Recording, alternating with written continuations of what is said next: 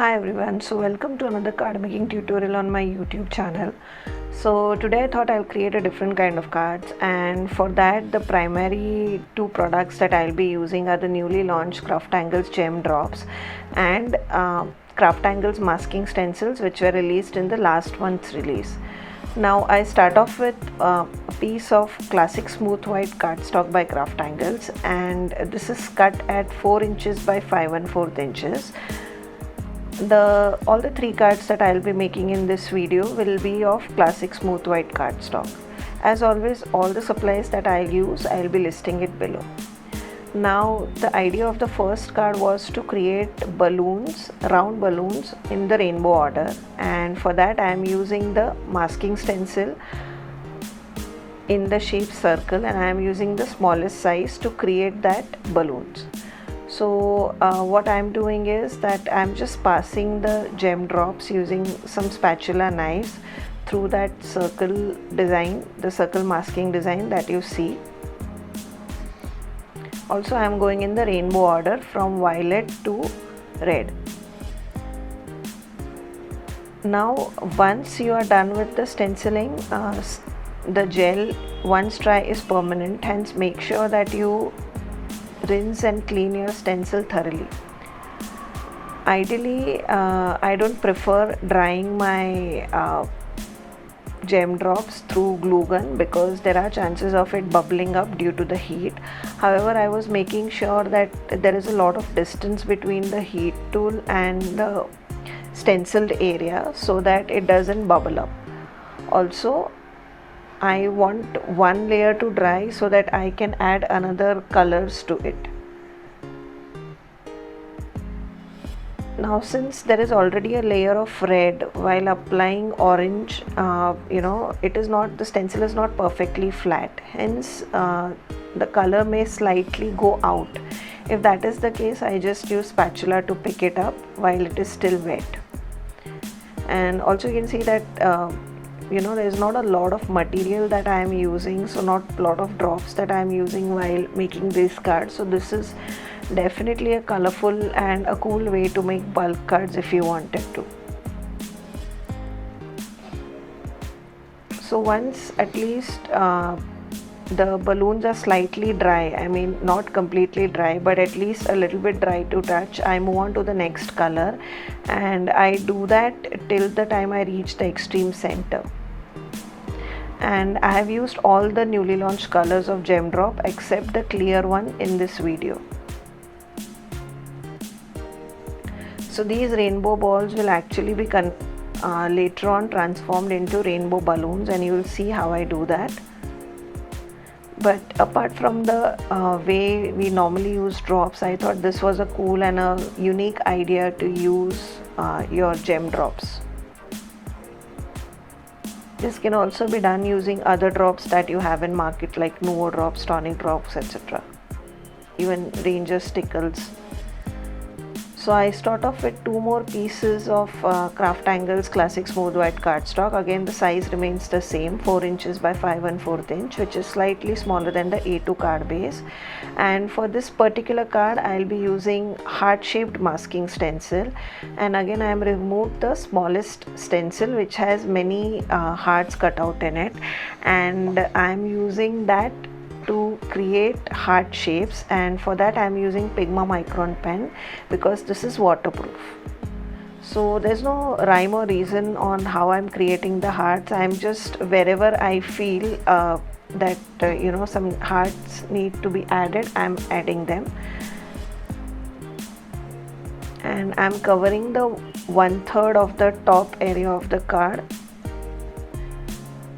with the hearts, and then I'm just free drawing some strings on top of it as well as the balloon strings. Now since this is a heart card, I wanted the colors to remain reds, pinks, and I thought orange would also go well with this combination, and hence I'm using these three colors, which is tangerine quartz, rose quartz, and red jasper. So these are the gem drop colors that I am using for this particular card. And to apply these cards, again you could have definitely used stencil like how I did in the first card, or the another way which I am doing is to fill it using freehand and using the Sakura Pigma Micron pen outline as the guideline.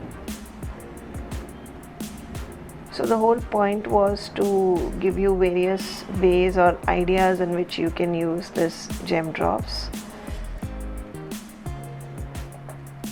apart from the traditional way in which you simply add the drops. Wherever the balloons overlap, I made sure that I combine the colors slightly to give the illusion that the balloons are one in front of the other.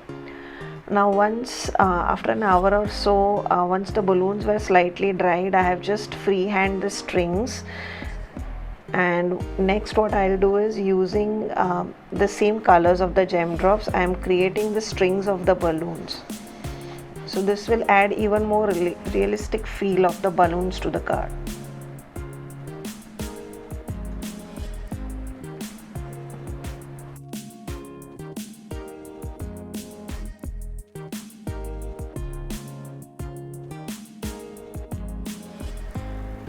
Now for the third card, I'll be using rectangle masking stencils, and the idea behind this card was to create frames, one on the back of the other, and at the front I'll have an uncle and auntie smiling. It will be an anniversary card. So what I do is, I use these rectangles to help me as a guide. So I'm just marking the 4 corners, and then I'm creating a frame out of those 4 corners, and the colors that I'll be using is yellow, green and blue. So that is yellow citrine, aquamarine and emerald gem drops. And one mistake that I did in this particular frame was that since these gem drops dry translucent, once they are dry, I'll be able to see the marks of the pencil that is left behind. So what I do is, I use a eraser to rub those marks off. So I'm just left with slight impressions of those pencil lines, which will help me guide the exact rectangle. And the same way as I filled yellow, I'll be filling up green and blue layers of gem drops.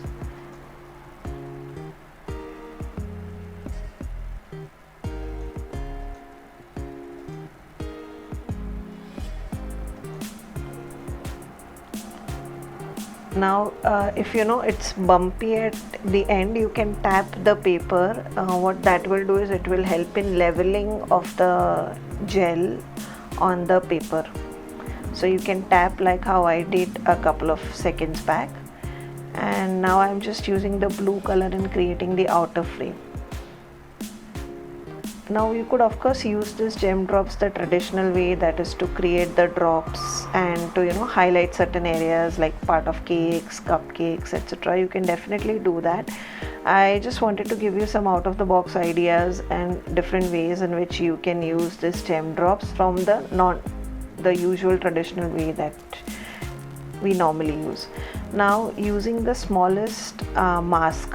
So the mask stencil, the smallest one is the yellow frame, and now I'm using the corresponding mask to give me an idea of how big the paper I can put it on the front of the yellow frame. So that just gives me a guide of how big my characters can be. Now for watercoloring, I am using classic smooth white cardstock itself. However, if you want to do heavy watercoloring, I would never suggest you use cardstock. Invest in good watercolor papers.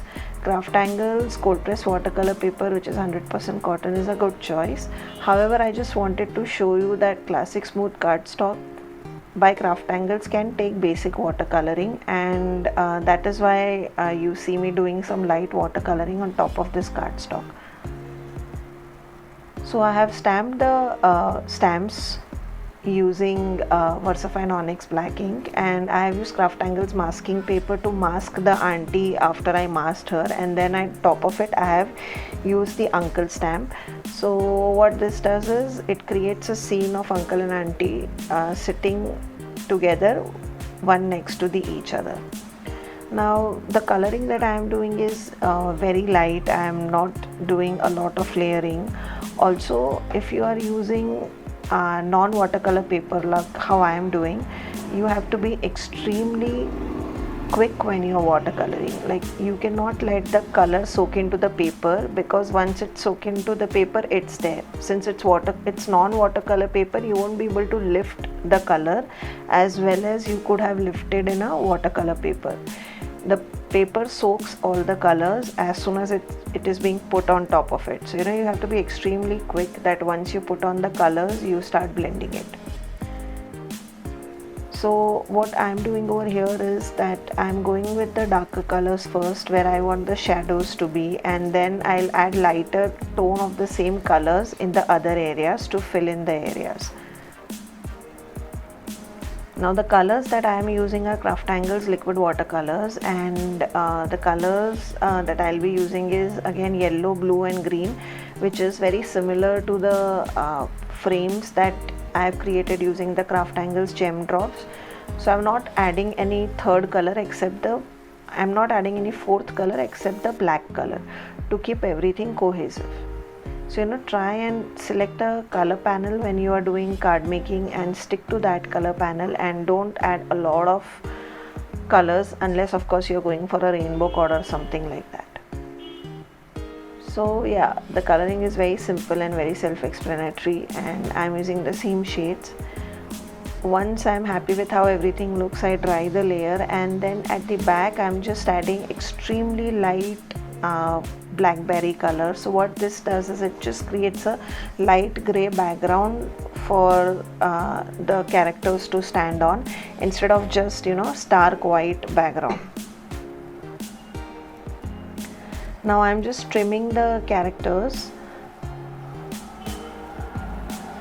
to make sure that even my yellow frame shows up. And once that is done, I'll be foam mounting these characters on the top of the card using blue double-sided foam tape. Now since these frames have not dried, be extremely careful that you don't touch the corners or the places where the gel drops have been added, the gem drops have been added.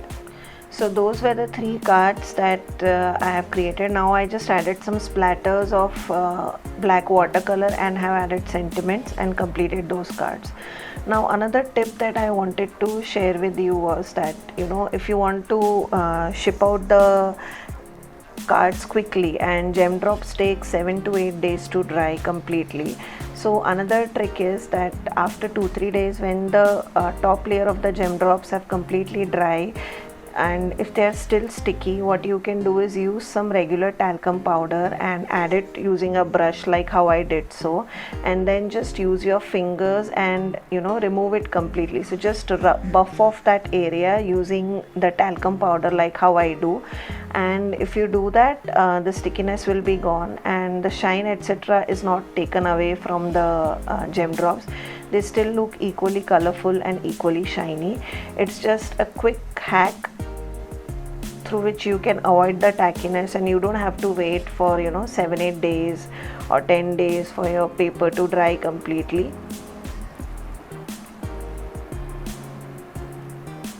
So yeah, those were the cards for today. I hope you enjoyed the techniques of these cards using the CrafTangles gem drops and masking stencils, and I'll see you in my next video.